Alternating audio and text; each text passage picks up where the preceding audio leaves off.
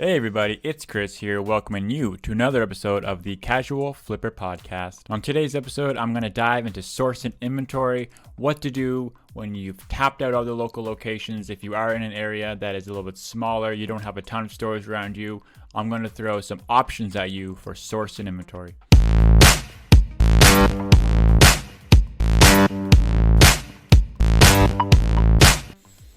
Alright guys, let's dive into this.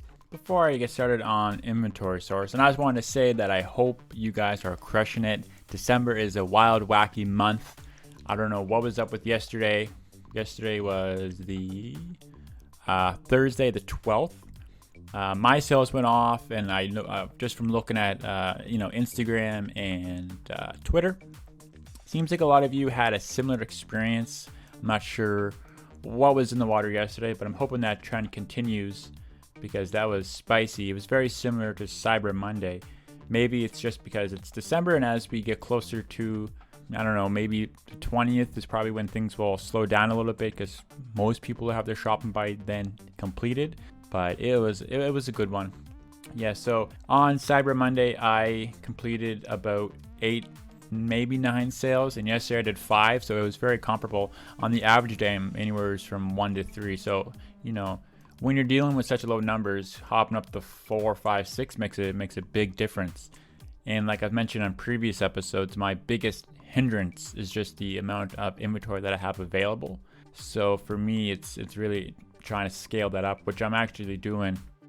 I recently signed up for some software to help me do online arbitrage. So I'm learning that game right now.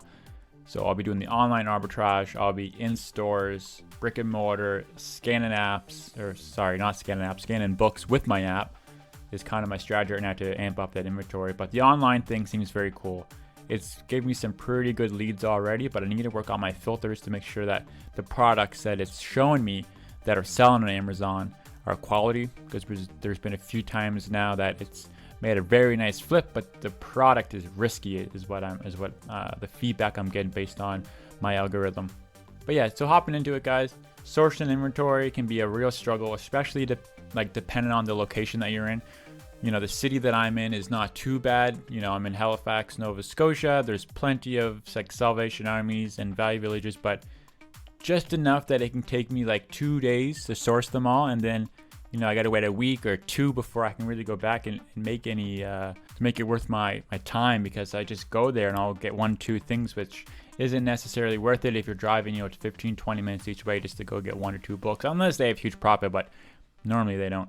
So source and inventory other ways is the key to success. Even if you're in a big city, I'm sure that there's probably a lot more people doing it, and the stores can get saturated very quickly, and you can probably go in there and find not a lot of inventory. Even in bigger cities where there is a lot more stores and a lot more supply, maybe it can still be a struggle there. I haven't experienced that yet, but I would imagine that it would be. So what I like to do when I've sourced a lot, locally in the stores that are looking pretty dusty, first is to wait. You just got to let them replenish every single day. People are buying books, donating books, so it is getting better every day you're not there. And however, in the meantime, I'm going to recommend a few simple, easy ways to buy yourself some time to get back into the store to source. So one thing that I've done in the past that I need to do more of is travel. I went to Moncton, which is about an hour and a half, 2 hours away, and the stores there were really good. There was all kinds of stuff, but I was actually there for other reasons.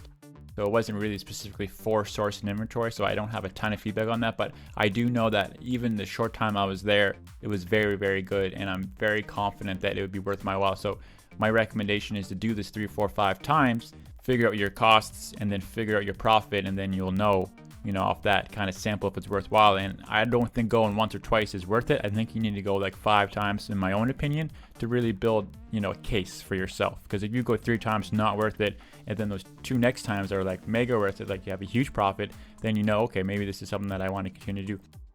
So look at traveling, look at broaden your horizons and get out there. You might have to travel a little bit to find those stores, because all the ones that you've already hit up are now tapped out. The other thing is online marketplaces are very good. Hit up Kijiji, Facebook, Craigslist. The nice thing about these places is often people will give you a better price if you buy all their books. So often people have, even up to 25, 30 books that are listed, and they'll put the price for each one, and then you can actually just, tell them, hey, I'll give you, $35 for all your books. And normally, if you break it down, it'd be more closer to 60. So that's something you can do. And then there's also free books. There's all kinds of people just giving away books, because a lot of people don't see the value of books the way resellers do. And to some people, it's just clutter. They're annoying, like just get these out of my house type of thing. So definitely keep an eye on Kijiji, Facebook, and Craigslist. One thing I've done for Kijiji is I've set up an alert that every time someone posts books in free, that I get a notification for it, so I can immediately hit that up and get some free books that way. And then from there, so you're traveling, you can do online marketplaces. There's wholesale, which you can do online. So you hit up a website. What I recommend is go to Google, type in Wholesale Books Canada, and there'll be a list, websites, and just go check them all out. And what you're doing here is you're buying maybe 5, 10, 15 different titles, but in bulk. So you're buying at least 10 of each one, I'd say. And then that way you're getting a ton of inventory, you're getting great prices on it. And as long as you're buying good books, you'll be able to make profit that way. And then for the people that are really, kind of getting into it, there's online arbitrage. Now this comes with some hefty fees. But what it is, it's using software to find clearance and book sales to flip on Amazon. So the software will scour the internet for good deals. So it's going to check out sales and clearance on books. It's going to let you know that all the stuff that I found here sells for way more on Amazon. And then you can go through each item and decide whether or not you want to buy it or not. Which doesn't just work for books, by the way. That's actually a whole other form of selling you can do on Amazon, online arbitrage. But for this specific case, you can use it for books. And then, the other thing you can do is like a buyback program. So on Kijiji, as an example, or Craigslist, make an ad that you'll buy back books. People will send you links and you tell them what you'll pay for it. And just kind of over time, you can build yourself a reputation that you're the book guy. So people will just start looking for you, in terms of like your friends and family. They'll keep their eyes out for you for books, and they'll let you know about deals, or if they are giving away books, they'll think of you first. And if you're close to any universities or colleges, print something off, buy back book, whatever, and like you're gonna get textbooks and all kind of stuff that way. So those are just a few quick, easy, simple ways. The purpose of this is really just to get your mind going, your gears going, your juices flowing, and start thinking about other ways you can source inventory. So travel, look on the online local marketplaces, consider wholesaling, maybe even the online arbitrage, and then start like a buyback program and build that reputation that you are the book guy. Anyway, guys, I hope you enjoyed today's episode about sourcing. Remember to hit me up on Instagram and Twitter at The Casual Flipper on Instagram and Casual Flipper on Twitter. I really hope to hear from you. Please leave a review. That's also super important. Anyway, see ya.